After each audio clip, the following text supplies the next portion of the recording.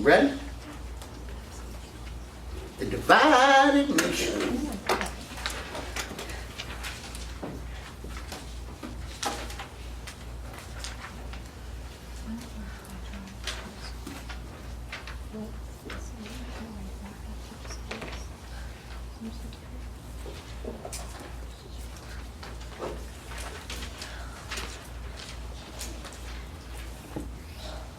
Okay, guys, by 1860, the Democratic Party splits over the issue of slavery in the territories. Northern Democrats, they want Stephen Douglas for president on a platform of popular sovereignty in the territories. And as soon as he gets the nomination, basically Southern Democrats, they walk out of the convention disgusted because they wanted a federal protection for slavery. They nominate Vice President John C. Breckinridge to be their candidate.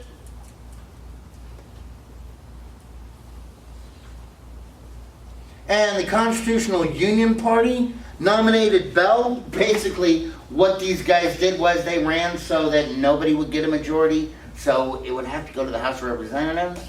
You know, kind of like when Clay gave his votes to Adams and all that stuff. More level heads will prevail.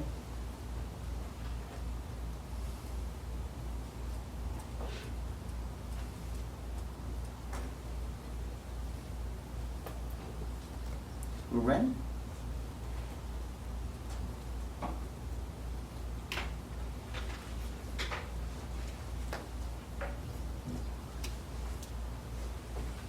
Well, what about the Republicans? Well, the Republicans, they really wanted to nominate William Seward because he was like a much more aggressive abolitionist than Lincoln was. The only, and I love this guy's name because it sounds like something out of a Dickens novel. His campaign manager, his name was Thurlow Weed. He was apparently, there was some question about what he was doing with the funds that they thought that's not going to look good for the Republican Party if we nominate him. So instead, they nominated Abraham Lincoln. Now, what was, basically they opposed the extension of slavery into the territories.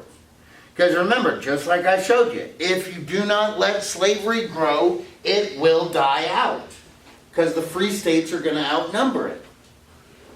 What did they support? They supported higher tariffs, which the South and the West would have hated. They supported internal improvements, which the South would have hated. The West would have thought, okay. And they were for land legislation for the... What? Land legislation? The reason why they put land legislation to make the land cheaper out west was to get more political support in the West.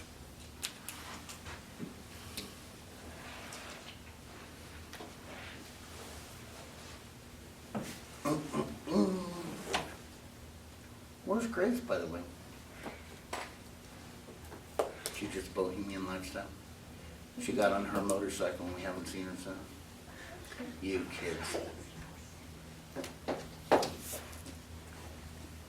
And we have the election of 1860, where the Republicans emphasize the slavery issue and play up on Democratic Party corruption.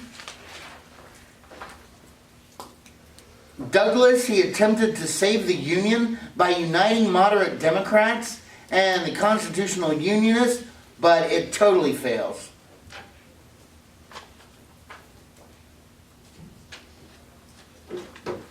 Southerners are panicking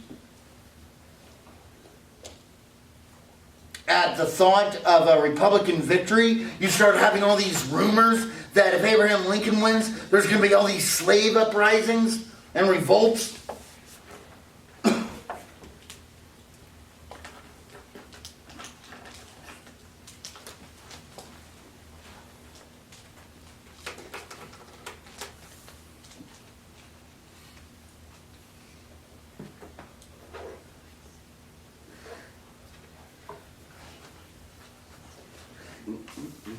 Y'all ready?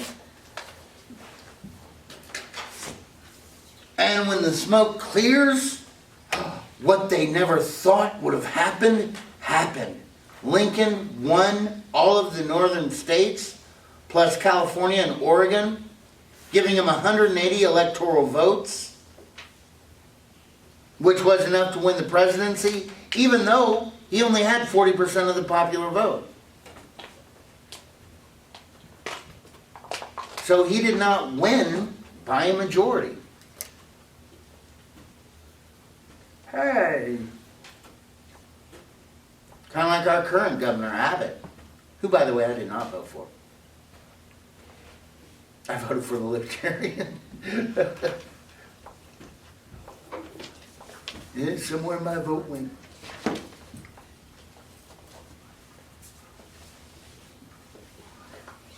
Everybody got it? Now, needless to say, this was an act of war to the people in the South. You started having people saying, we got to get out of this. We got to get out of this. This ain't going to work for us.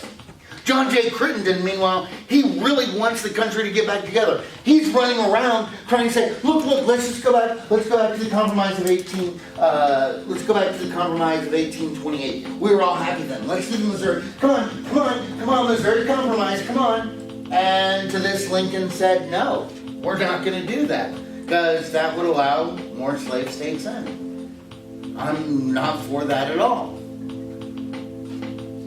So, South Carolina, they're the first state to secede now, December 1860. Followed by Mississippi, Florida, Alabama, Georgia, Louisiana, in January of 1861. Oh, by the way, Texas was 8th. They did it in February. Sam Houston was our governor. And Abraham Lincoln sent Sam Houston a telegram saying, look, keep Texas in the Union, and I'll send you an army division to keep order. And how many of y'all would like to see that telegraph? Well, you won't. Why? Because Sam Houston threw it in the fire.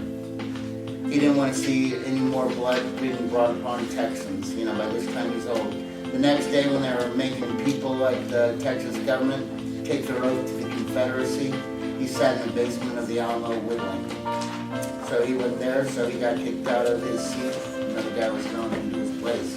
He died in 1863. Anyway, they established their own confederacy, complete with their own constitution, that made protective tariffs illegal, but tariffs were passed, Confederate money, but there was no government funding of internal improvements, and curiously, they banned the importation of slaves. Now guys, why do you think they banned the importation of slaves?